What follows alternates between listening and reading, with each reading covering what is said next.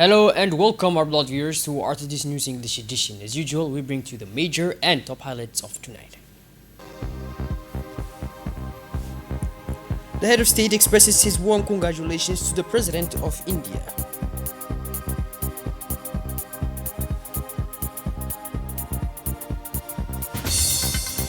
And on the international scene, a 7.7 magnitude earthquake kills at least 47 and triggers massive evacuations in Indonesia. Those were the major and top highlights. Welcome back to our newsroom, our beloved viewers. The head of state, His Excellency Mr. Ismail Umar Gelle, extended his warm congratulations to the President of India, Madam Draupadi Murmu, on the country as the country marks the anniversary of its national day. The people and government of Djibouti join me in expressing their solidarity with the friendly Indian nation, President Gili wrote in the congratulatory telegram addressed to Mrs. Murmu. I hope your country continues to advance the considerable progress it has made in its development and its standing on the international stage, the head of state noted in the same message. He also used the message to reaffirm our country's readiness to strengthen relations of friendship and cooperation with the Republic of India, before once again extending his warm congratulations to Mrs. Draupadi Murmu and the entire friendly Indian people. In a related context, India celebrated the 80th anniversary of its independence on Saturday in a patriotic atmosphere marked by flag-raising ceremonies and cultural events held across the country.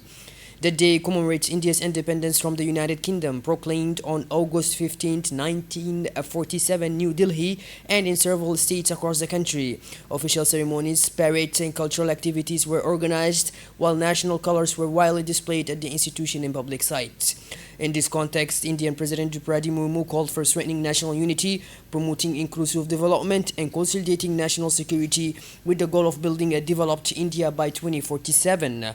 The president stressed that achieving this objective requires mobilizing all segments of society, continuing reforms, and supporting economic and social development in order to improve citizens' living conditions and strengthen India's position on the international stage.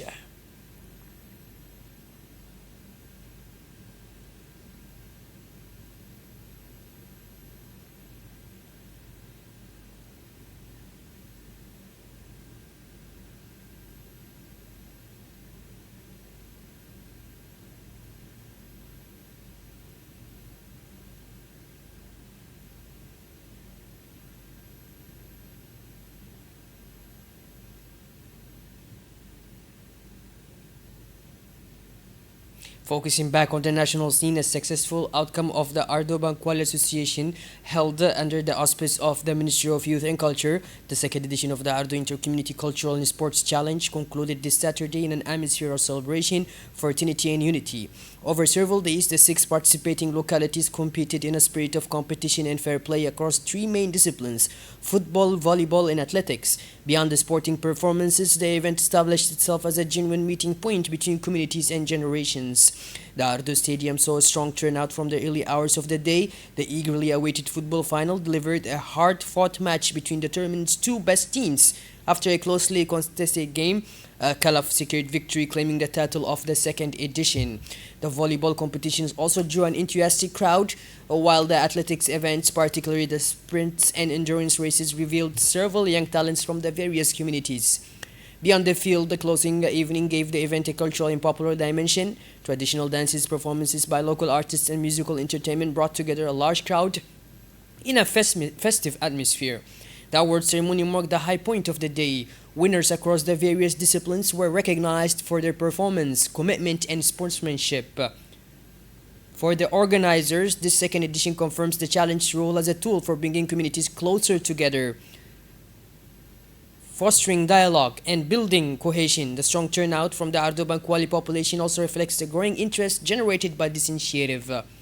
By bringing together sport, culture, and youth, the Ardu Inter-Community Challenge now goes beyond a simple, strong competition. It stands as a space for social cohesion and the promotion of communal life, giving people a central role in the community's dynamic.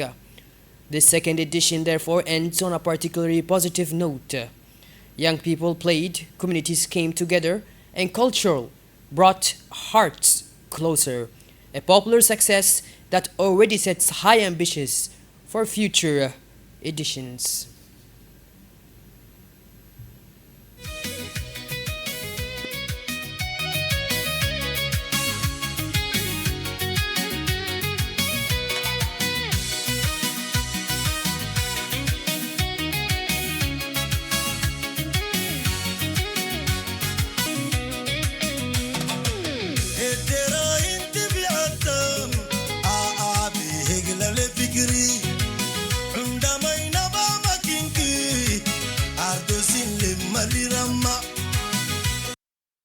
The village chief welcomed the delegation from the Ministry of Youth as well as all the young people who came to attend and take part in the tournament.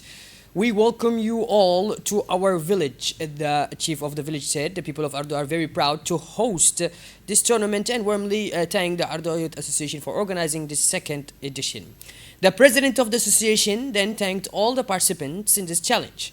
Held for the second time, he also extended his sincere thanks to the Ministry of Youth for its efforts in supporting carrying out this fine initiative. Finally, he wished all participants great success and encouraged the young people to continue getting involved in sports and community activities.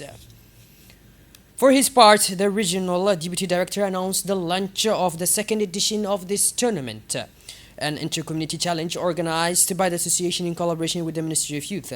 Speaking as a representative of the ministry, he congratulated the organizers for this initiative, noting that young people from several sectors had come together to take part in the tournament. He also noted that the event coincides with World Youth Week, on which occasion he extends his best wishes to all Djiboutian youth for an excellent celebration of this week dedicated to young people. He concluded by wishing all participants great success in an excellent competition. The Tajura region is rich in tourism potential, but along its coastline with magnificent beaches and an altitude as in Dai Forest, but the most recent addition is the Randa Tourist Center.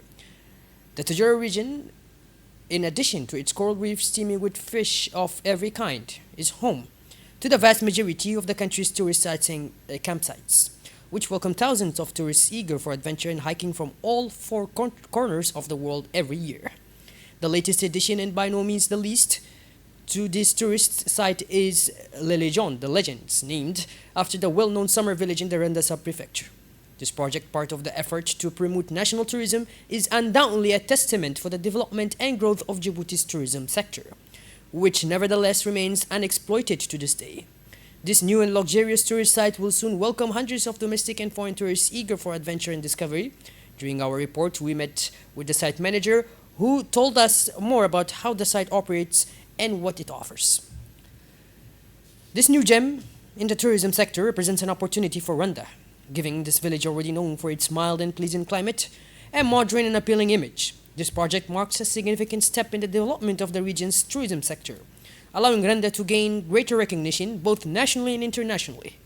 The reputation of the Republic of Djibouti's tourist sites and campsites needs no introduction, as the country holds enormous assets and potential in this field.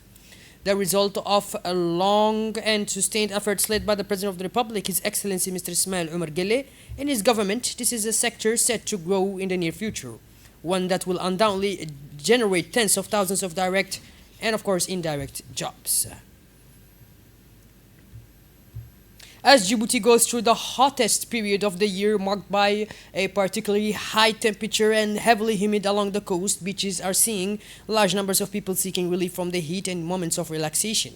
Given these demanding weather conditions, everyone heading to the beaches is advised to exercise particular caution, especially during the hottest hours of the day. Beachgoers are urged to drink water regularly to prevent dehydration, wear light clothing, a hat or a cap, and use sun protection, favor the cooler hours of the day for outdoor activities, keep close watch over children, the elderly, and vulnerable individuals, swim only in designated areas and follow safety instructions, avoid swimming in case of fatigue, discomfort, or unfavorable sea conditions. Beaches represent an important space for leisure and relaxation for residents and visitors alike. With its exclusive coastline and numerous beaches, Djibouti has a remarkable coastline heritage that should be enjoyed responsibly, with respect, of course, for safety rules and the environment.